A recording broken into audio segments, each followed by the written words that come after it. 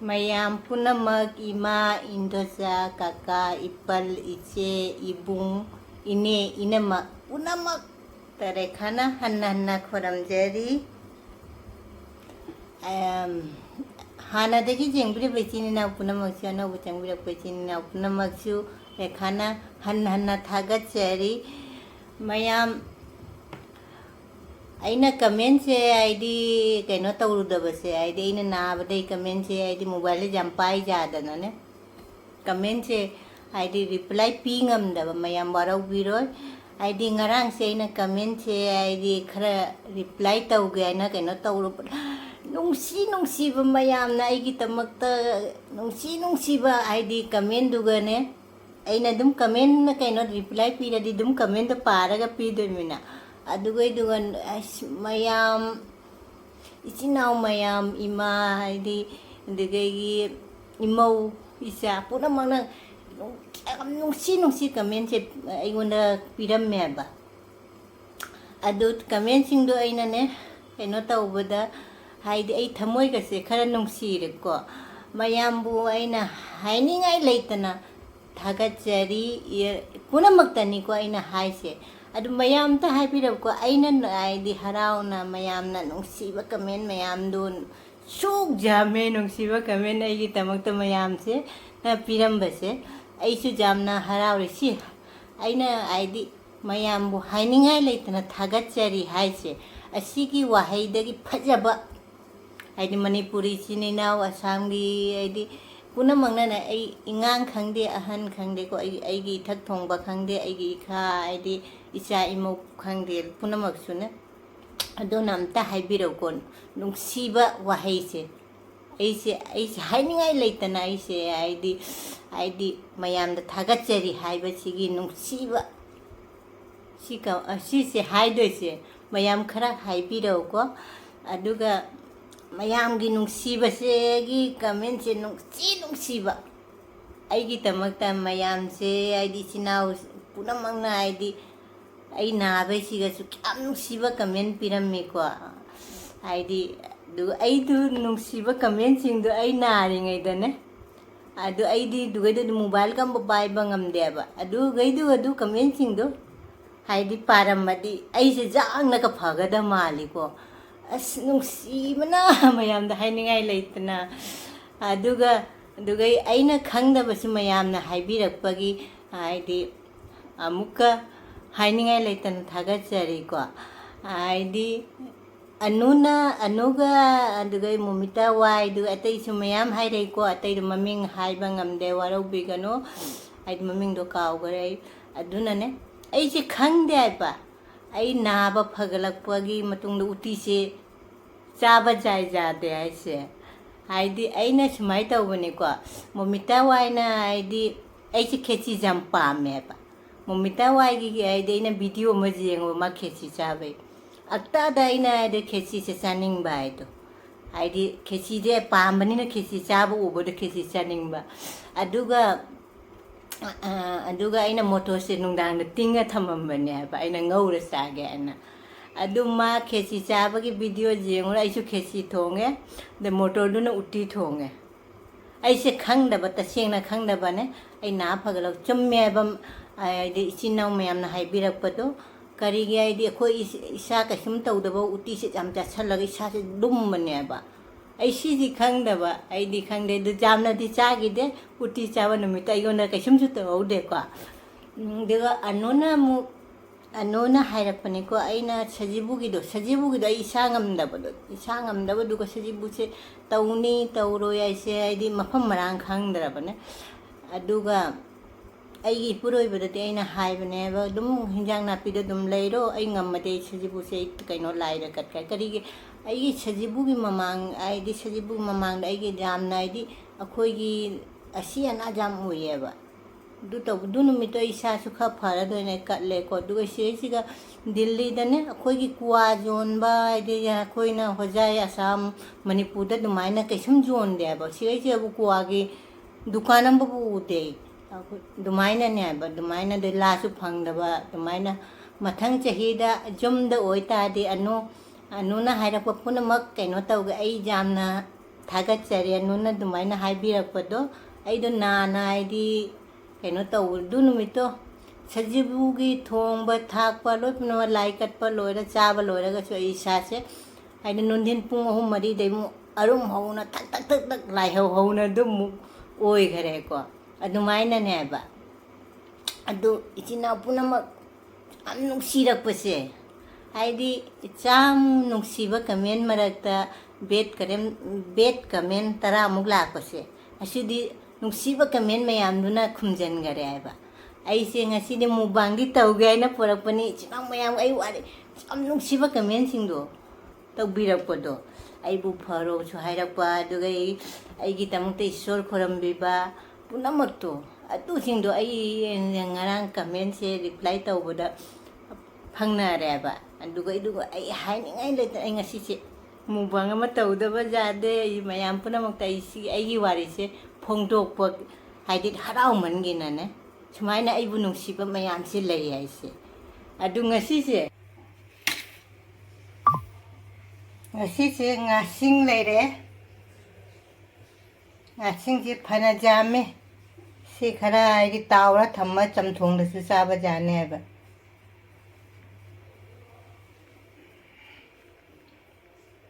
ꯑꯁꯤꯅ ꯃꯔꯨꯝꯁꯨ ꯌꯥꯎꯔꯦ ꯍꯥꯏꯕ ꯑꯩꯗꯤ ꯃꯔꯨꯝꯁꯦ ꯌꯥꯝ ꯄꯥꯝꯃꯦꯕ ꯑꯩꯅ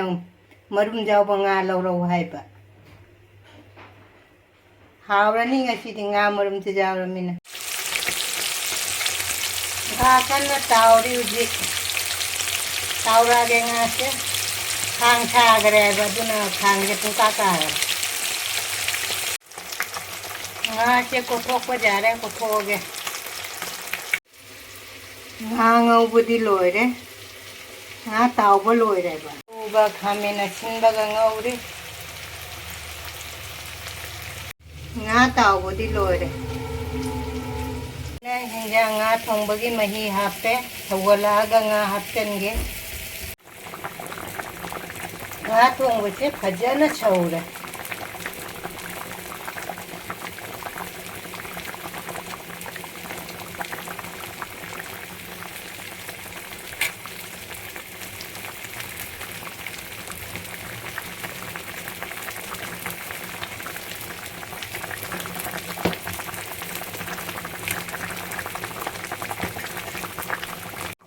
ꯉꯥ ꯊꯣꯡꯕꯁꯦ ꯐꯗꯛ ꯐꯗꯛ ꯂꯥꯎꯅ ꯐꯖꯅ ꯊꯣꯡꯉꯦ ꯍꯧꯖꯤꯛ ꯐꯗꯤꯒꯣꯝ ꯊꯥꯛꯆꯤꯜꯂꯒꯦ ꯂꯣꯏꯁꯤꯜꯂꯒꯦ ꯉꯁꯤ ꯉꯥꯁꯦ ꯉꯥ ꯃꯔꯨꯝꯒ ꯌꯥꯎꯔꯤ ꯌꯥꯝ ꯍꯥꯎꯗꯣꯏ ꯄꯣꯠꯅꯤ ꯑꯁꯤꯅ ꯉꯥ ꯃꯔꯤꯟꯈꯥ ꯉꯧꯅꯕ ꯑꯩꯁꯤ ꯆꯥꯝꯗꯤ ꯆꯥꯝꯊꯣꯛꯑꯦ ꯍꯥꯏꯕ ꯃꯔꯤꯟꯈꯥꯕꯁꯤꯒ ꯉꯧꯔꯦ ꯃꯔꯤꯟꯈꯥꯕ ꯉꯧꯕ ꯃꯔꯤꯟꯈꯥ ꯉꯧꯕꯁꯤꯁꯨ ꯃꯨꯜꯂꯦ ꯐꯗꯤꯒꯣꯝ ꯊꯥꯛꯆꯤꯜꯂꯒ ꯂꯣꯏꯁꯤꯜꯂꯒꯦ ꯃꯔꯤꯟꯈꯥ ꯉꯧꯕꯁꯦ ꯐꯗꯤꯒꯣꯝ ꯊꯥꯛꯆꯤꯜꯂꯒꯦ ꯂꯣꯏꯁꯤꯜꯂꯒꯦ ꯃꯔꯤꯟꯈꯥꯁꯤꯁꯨ ꯐꯖꯅ ꯉꯧꯔꯕꯅꯤ ꯍꯥꯎꯗ꯭ꯔꯕꯅꯤ ꯉꯁꯤꯗꯤ ꯌꯥꯝꯅ ꯉꯁꯤꯁꯦ ꯉꯥꯁꯤꯡ ꯊꯣꯡꯉꯦ ꯉꯥꯁꯤꯡꯒꯤ ꯃꯔꯨꯝꯁꯨ ꯌꯥꯎꯔꯦ ꯁꯤꯅ ꯉꯥꯁꯤꯡ ꯊꯣꯡꯕ ꯑꯁꯤꯒꯅ ꯃꯔꯤꯟꯈꯥꯕ ꯂꯩꯔꯦ ꯊꯕꯤ ꯂꯩꯔꯦ ꯏꯆꯝ ꯆꯝꯕ ꯃꯊꯦꯜ ꯌꯥꯝꯗꯦ ꯉꯁꯤꯒꯤ ꯍꯤꯟꯖꯥꯡꯁꯦ ꯉꯁꯤꯒꯤ ꯃꯨꯛꯕꯥꯡꯁꯦ ꯃꯊꯦꯜ ꯌꯥꯝꯗꯦ ꯍꯥꯏꯕꯅꯤ ꯑꯩꯁꯦ ꯂꯥꯏꯒꯤꯅꯦ ꯀꯣꯟ ꯂꯩꯔꯦ ꯍꯥꯏꯕ ꯌꯦꯡꯉꯨ ꯒ꯭ꯂꯥꯁꯁꯦ ꯌꯦꯡꯉꯨ ꯒ꯭ꯂꯥꯁꯁꯦ ꯅꯨꯡꯁꯤꯗ꯭ꯔꯥ ꯀꯣꯟꯁꯦ ꯂꯥꯏꯒꯤ ꯂꯩꯔꯦꯀꯣ ꯑꯗ ꯂꯥꯏꯒꯤꯁꯤ ꯍꯧꯖꯤꯛ ꯂꯥꯏꯒꯤ ꯀꯠꯂꯁꯤ ꯏꯆꯤꯟ ꯏꯅꯥꯎ ꯄꯨꯝꯅꯃꯛꯇ ꯋꯥꯔꯤ ꯄꯨꯝꯅꯃꯛꯁꯤ ꯁꯥꯟꯅꯔꯕꯅꯤꯅ ꯁꯨꯃꯥꯏꯅ ꯏꯆꯤꯟ ꯏꯅꯥꯎꯅ ꯚꯤꯗꯤꯑꯣ ꯌꯦꯡꯕꯤꯔꯒ ꯑꯩꯒꯤ ꯑꯂꯣꯏꯕ ꯚꯤꯗꯤꯑꯣ ꯌꯦꯡꯉ ꯅꯨꯡꯁꯤꯕ ꯀꯃꯦꯟ ꯄꯤꯕꯤꯔꯛꯄꯁꯦ ꯑꯩꯒꯤꯁꯨ ꯌꯥꯝꯅ ꯂꯥꯏꯕꯛ ꯐꯕꯅꯤꯀꯣ ꯑꯗꯨꯒ ꯑꯩꯒꯤ ꯑꯆꯣꯏꯕꯗ ꯑꯩꯉꯣꯟꯗ ꯀꯩꯅꯣ ꯇꯧꯗꯕ ꯄꯨꯝꯅꯃꯛꯁꯨ ꯇꯥꯛꯄꯤꯔꯛꯄꯁꯤ ꯑꯩ ꯌꯥꯝꯅ ꯍꯔꯥꯎꯖꯩꯀꯣ ꯑꯗꯨ ꯃꯊꯪꯗꯁꯨ ꯑꯗꯨꯝ ꯇꯥꯛꯄꯤꯔꯛꯎꯀꯣ ꯑꯩꯅ ꯈꯪꯗꯕꯗꯣ ꯂꯥꯏꯒꯤ ꯀꯠꯂꯁꯤ ꯁꯤꯅ ꯆꯥꯛ ꯍꯥꯞꯄꯦ ꯃꯔꯤꯟꯈꯥꯕ ꯉꯁꯤꯗꯤ ꯃꯊꯦꯜ ꯌꯥꯝꯗꯦꯀꯣ ꯑꯗꯨꯗꯒꯤ ꯉꯥ ꯉꯁꯤꯗꯤ ꯏꯁꯤꯡ ꯂꯥꯏꯒꯤ ꯁꯤꯒꯩꯁꯦ ꯑꯩ ꯀꯩꯅꯣ ꯍꯥꯞꯄꯔꯣꯏ ꯏꯁꯤꯡ ꯍꯥꯞꯄꯔꯣꯏ ꯂꯥꯏꯒꯤ ꯒ꯭ꯂꯥꯁꯇꯨ ꯑꯩ ꯆꯥꯛ ꯄꯥꯏꯔꯣꯝ ꯄꯥꯏꯅꯤꯡꯗꯔꯦ ꯂꯥꯏꯒꯤ ꯒ꯭ꯂꯥꯁꯁꯦ ꯁꯤꯒ ꯂꯩꯔꯛꯑꯦ ꯑꯩꯅ ꯂꯩꯔꯛꯑꯦꯀꯣ ꯒ꯭ꯂꯥꯁꯁꯦ ꯅꯨꯡꯁꯤꯕꯅ ꯑꯗꯨ ꯉꯁꯤ ꯍꯥꯏꯗꯤ ꯂꯥꯏꯒꯤꯁꯦ ꯍꯥꯟꯅ ꯈꯣꯏꯔꯝꯍꯧꯔꯁꯤ ꯀꯥꯎꯅꯤꯀꯣ ꯉꯁꯤꯗꯤ ꯏꯆꯤꯟ ꯏꯅꯥꯎ ꯄꯨꯝꯅꯃꯛꯇꯅꯦ ꯑꯗꯣ ꯉꯥꯁꯤꯡ ꯊꯣꯡꯕ ꯏꯜꯂꯛꯀꯦ ꯉꯥꯁꯤꯡ ꯃꯔꯨꯝꯒ ꯌꯥꯎꯔꯦ ꯑꯩꯗꯤ ꯌꯥꯝꯅ ꯑꯩꯅ ꯆꯥ ꯉꯝꯒꯗꯗꯅꯦ ꯑꯩꯅ ꯄꯨꯊꯣꯔꯛꯏꯁꯦ ꯍꯥꯏꯗꯤ ꯂꯦꯝꯃꯗꯤ ꯀꯩꯅꯣ ꯇꯧꯗꯕ ꯅꯨꯡꯉꯥꯏꯇꯕꯗꯣ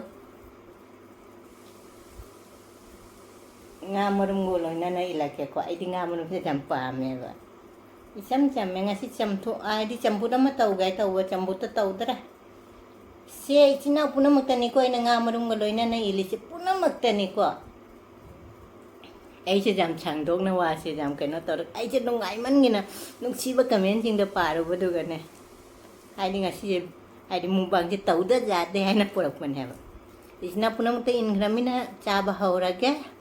chamina asiko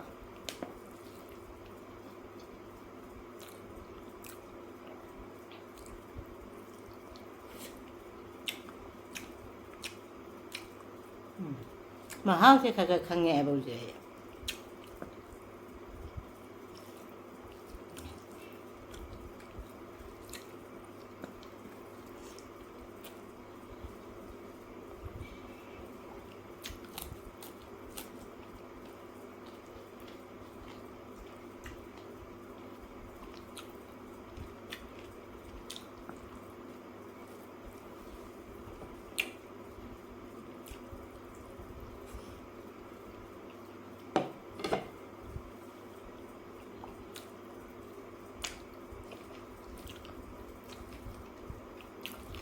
lagi gilasnya nungshiba na Petru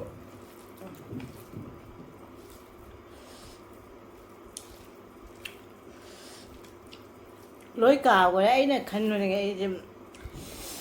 chứ năng mày ông ngồi đi sẽ phát triển nó nungshiba qua đi sinh cái chuyện nào cái na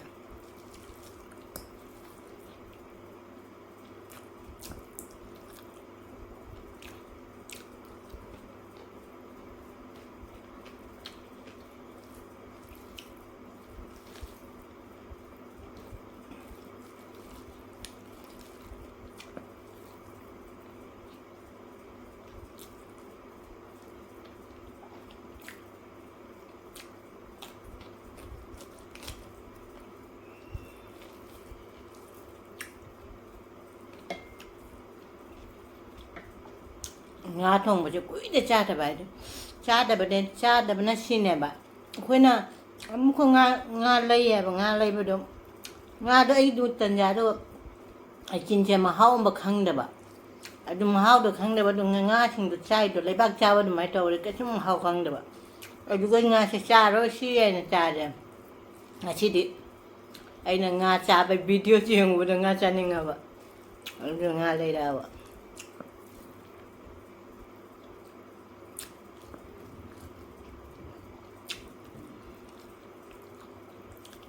mereka sih jahar kata-kata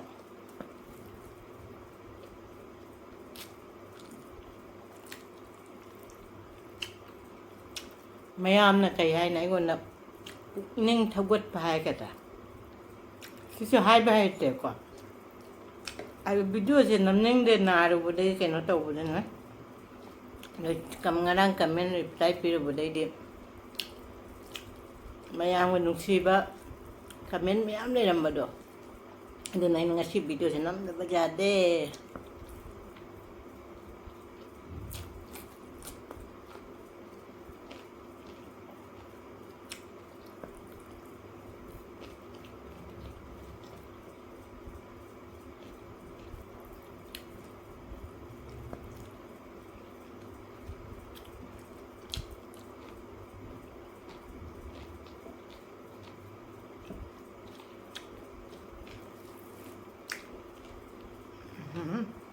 야 되겠다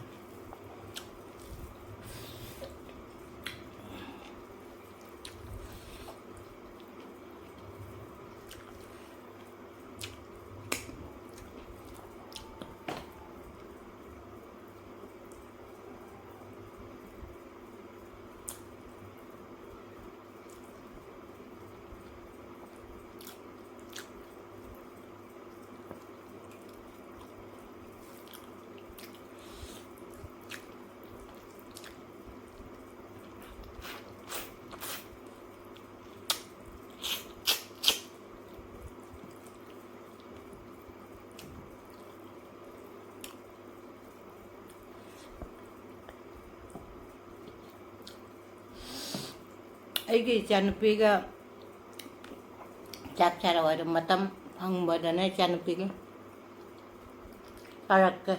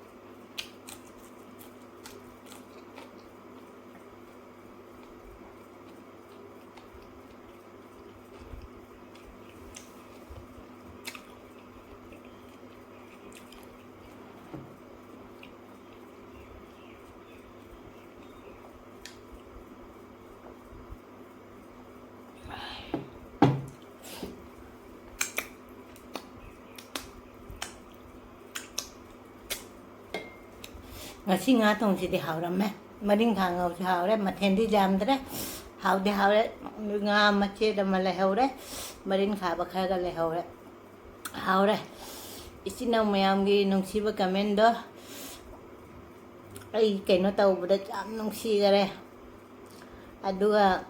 aigonda aidi dum ai asoibasu dum haipirau kari aidi dum asoiba alanbasu dum mayam dum haipirau ko दुगाई comment से आईना आईटी reply पीब्रा खा कनो तौगरे वाराव बिगनो अनौबा इचिन इनावना नुंसिबिदुना सब्सक्राइब लाइक शेयर नुंसी कमेंट द तौरो मथंगदा हाव पमा थोंगा के हाव बम चांगा से दिसिगा थमे बाय